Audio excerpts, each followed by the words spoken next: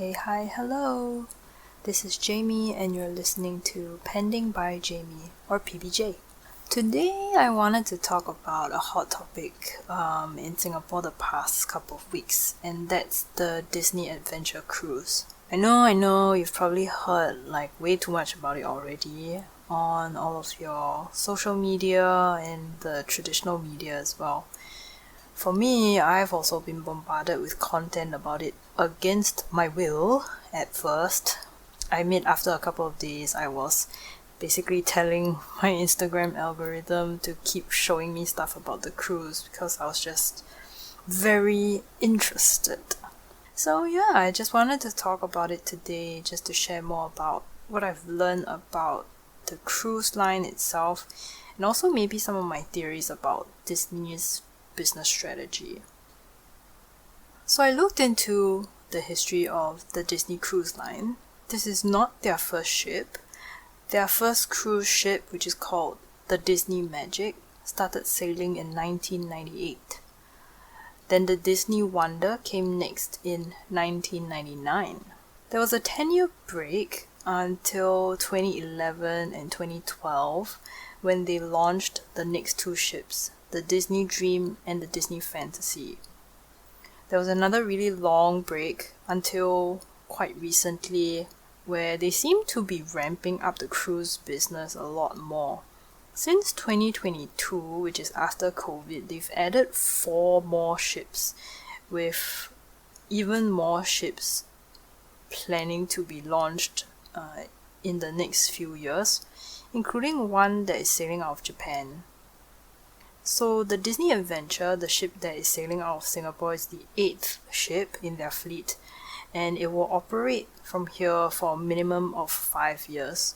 The Disney Adventure is also the largest ship that they have so far in their fleet, and I think it's kind of an interesting story as to why that is the case. So I looked up the ship's history on Wikipedia, and you can see that it was originally ordered not by Disney but by Genting Hong Kong for its Dream Cruises brand in 2016. Construction had been progressing, but then because of the COVID-19 pandemic, it slowed down, and then eventually the companies that were building the ship so-called collapsed, and so the ship was left undone. In 2022, Disney came in to purchase the vessel at an estimated 60 to 80% completion stage for 40 million euros. And this is at a pretty steep discount because the original valuation is reportedly 1 billion euros. So after Disney acquired the ship, it refitted it, finished its construction, and then the ship was completed last year, and the maiden voyage, which is what we've all been seeing, or what I've been seeing a lot on my social media, took place in March, which is just this month. In terms of some of the features of the ship itself and what people can expect, based on Wikipedia again, as well as the copious amounts of content that I've seen about the ship, the biggest selling point is that the ship is very big. As I've already said, it has an estimated capacity of over 6,000 passengers. Another point that people keep bringing up is the roller coaster on board.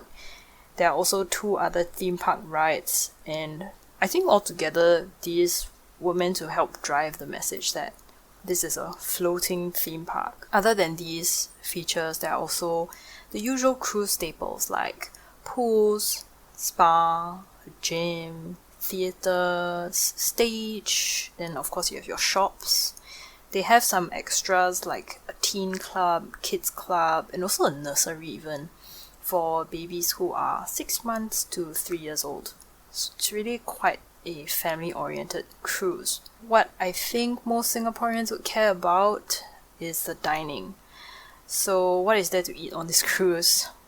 There is a lot, as most cruises go. In terms of restaurants, there are 6 rotational dining locations. What this means is that every room or every guest is assigned to a different restaurant every night that you are on the cruise. And each location, they have a different menu, but they also have different interactive elements or interactive activities.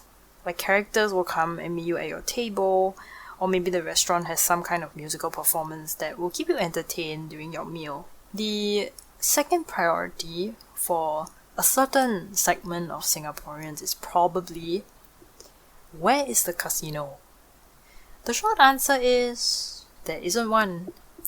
And I think it makes sense. It's in line with Disney's family-friendly brand image. I do think that there's an argument to be made now that their family-first brand isn't as strong as it used to be, so the idea that having a casino on the ship is diluting their brand might not be that strong.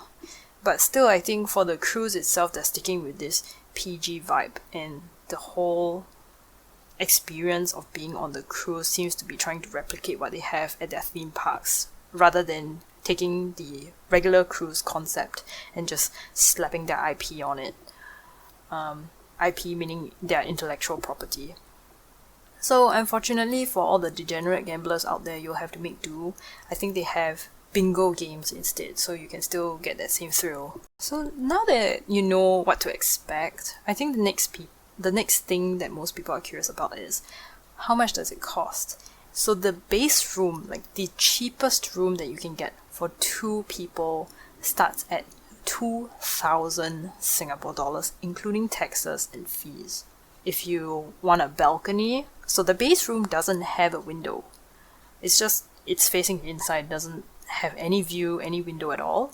That's $2,000. If you want a balcony to look outside or maybe even inside the ship, because there's an inner garden that you can look at, that type of room starts at $2,500, including taxes and fees. Just for reference, because personally I also don't even go on cruises.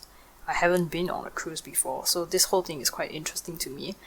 I went to look up a similar cruise or something just as a comparison. I compared it to a 3-night cruise on the Royal Caribbean that had a stop in Penang. The cheapest room they have is 750 Singapore dollars, including taxes and fees. So the base room on the Disney ship is more than twice the price of a standard, room on a regular cruise. That's a pretty steep price, right? So in addition to what I had already talked about in terms of what is available on the ship, I would have to talk about also what is included and what is not included in the price. So what is included is the rotational dining that I mentioned. So every night those meals are included, unless you go to their special restaurant, I think. They also have a bunch of what they call quick service restaurants. Those serve things like burgers, rice bowls, and other types of food. There's free ice cream, water, soda, and then most of the activities on board, I believe, are free. Like things like meet and greets or the stage shows and performances, as well as the theme park rides. Those are all included in the price. So what is not included? There's stuff like specialty drinks, specialty foods, because I think there's a bubble tea shop on board that is extra charge. Alcoholic drinks, as usual, that's extra charge. There are some special activities, I believe, like princess makeover, and then that fine dining or special restaurant that I mentioned earlier. Those will be extra charge as well. And then of course there's the shopping that's not included, right? There's also an additional hidden cost in my mind. I wouldn't call it a hidden cost. I mean, it is kind of upfront. There is a optional automatic tip that is included. So there's a charge per room per night that is recommended. I think apparently you can request to remove the tip once you are on board. I'm not sure. The whole tipping thing is quite interesting because Asia generally doesn't have a tipping culture, Singapore also. So there's been some beef online as well about whether tips are expected and when you should tip, how much you should tip, etc. So I think that's probably one of the things that maybe needs to be explained more. I think in general so far the consensus is that for exceptional service, whatever that means, a tip is very much appreciated, but it's not mandatory. So anyway, those are the costs. Overall, is it worth it? This is now my personal thoughts, so whether it's worth it or not. Well, I would go because I would personally like to meet Stitch, but in general also it looks fun, I guess, and there's so much attention to detail in the construction of the ship and how they've kind of designed this whole experience that I'll be interested to see what it's like. Whether it's worth it or not, I think it will be hard to say now, not having gone on the ship and having that experience. But to even get on the ship, the price is pretty steep for a 3-night holiday. So the verdict for me is still out. Yes, the differentiating factor is the service, so you'll only really know once you're there. Moving on, I wanted to talk about my theories on Disney's current strategy, specifically about their increase in investment in these cruise ships. So now we're putting on our little nerd hats. Quick disclaimer, I'm not an expert, I'm just curious about this whole thing. So I went to look at the 2025 Disney financial statements. I tried my best here. The two biggest money makers revenue-wise for Disney are their entertainment segment and experiences segment. So under entertainment, that includes stuff like their movies, their TV shows, the subscriptions of like Disney Plus, Hulu, as well as the licensing of all their intellectual property. Like if you see certain brands doing collaborations with Disney Princess merchandise and stuff like that, that money would go into this entertainment segment under licensing. So the experiences segment includes revenue from the Disney theme parks, the resorts, the hotels, as well as the cruise line. So the experiences segment generated $36 billion in revenue, which is lower than their entertainment segment, which generated $42 billion. However, if you look at their operating income, which basically means after paying out everything that they needed to generate that revenue, experiences comes out on top. Experiences, so like Disney Cruise, resorts, they made $10 billion compared to entertainment's $5 billion. And that's almost double. So I think there may be some good reasoning there in terms of why they are deciding to spend more in this area. I think there's more to be said, of course, about their overall strategy, but maybe I'll talk about it more in another episode. If we go back to the Disney Cruise Line specifically, I think there are a couple of questions that came to mind. So why a cruise instead of a new park, right? If their experiences segment is doing so well, or is making up a bigger portion of their operating income or revenues. If I looked up the Shanghai Disneyland construction price, I think it was in the $5 billion range in terms of how much it costs to develop. But for the cruise ship, they bought it at 40 million. Yeah, they bought it at 40 million euros, so that's way cheaper than developing an entire new park.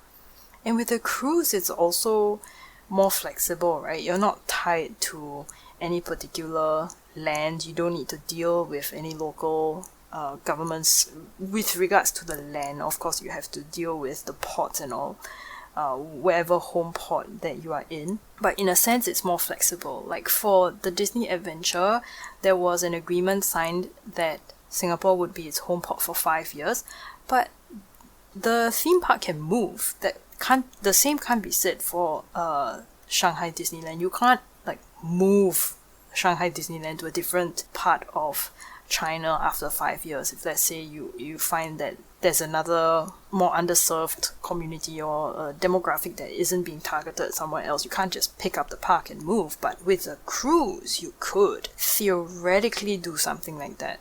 So maybe in 5 years, it depends. If let's say they find that Singapore or people in Southeast Asia, maybe they've had kind of enough of this, instead of having to overhaul the cruise ship to make a new experience, maybe they will just move to a different home port. I think it definitely seems like a more flexible option.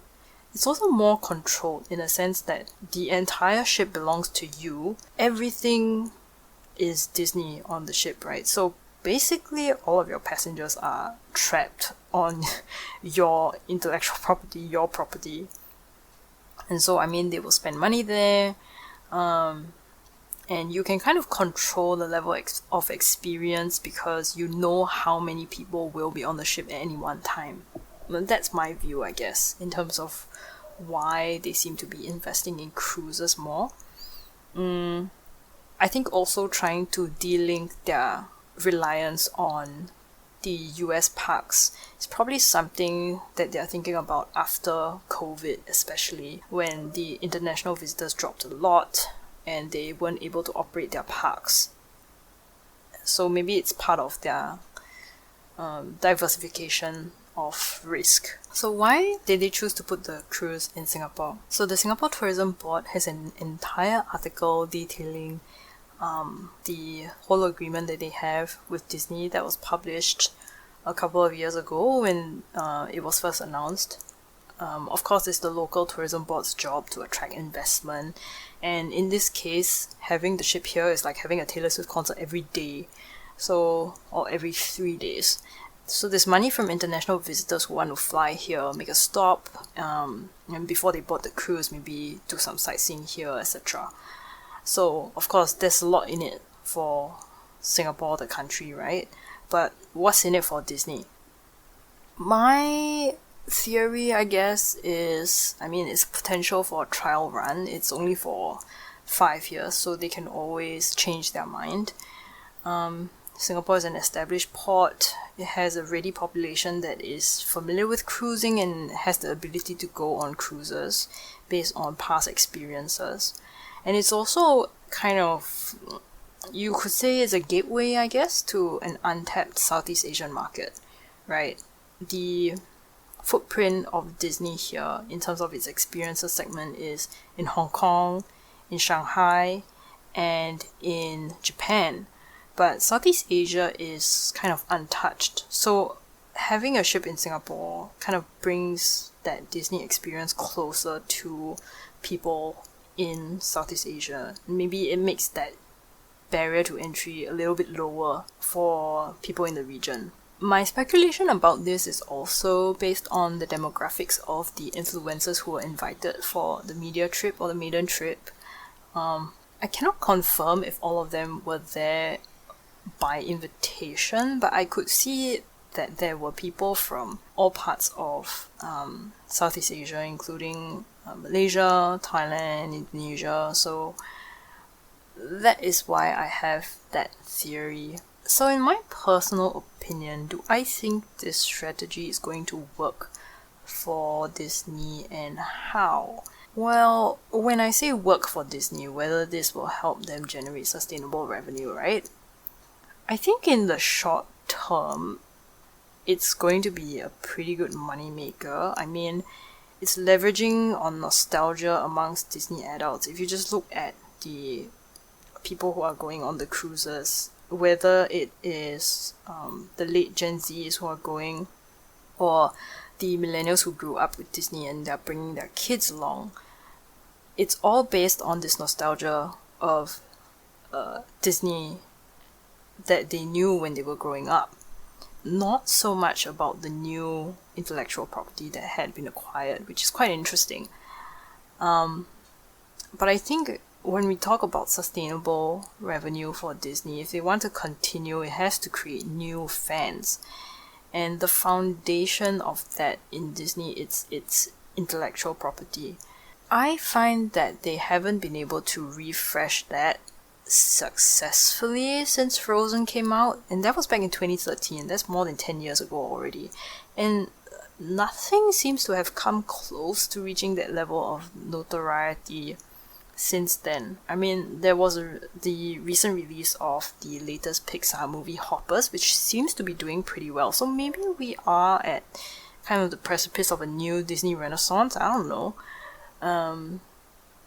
But yeah, I think just looking at the cruise itself, it seems to be a pretty smart way for now, because instead of using their usual or their traditional way of creating fans, which is to put out original entertainment like movies and TV shows, where they only have like 2 hours and they're competing with so much other stuff now. Stuff on Netflix, stuff on YouTube, etc., right? How are they going to hook these new fans over a span of 2 hours with all these other distractions? So instead of that, why not hook them over a few days? So that's exactly what the cruise is trying to do, right? I mean, you go on your vacation, it's 3 nights, you're on a ship, Wi-Fi costs money. There's nothing to distract you from how you are being surrounded by Disney 24/7 for 4 days. So in a way, this is kind of the start of creating a new pipeline of young fans who are there because maybe their parents bring them, those are the nostalgic parents. Those are the parents who are nostalgic for the old Disney. They bring their children along, and then the children are kind of creating those memories that will become the fuel for future nostalgia. And so this is how Disney can help. Disney can keep that machine churning.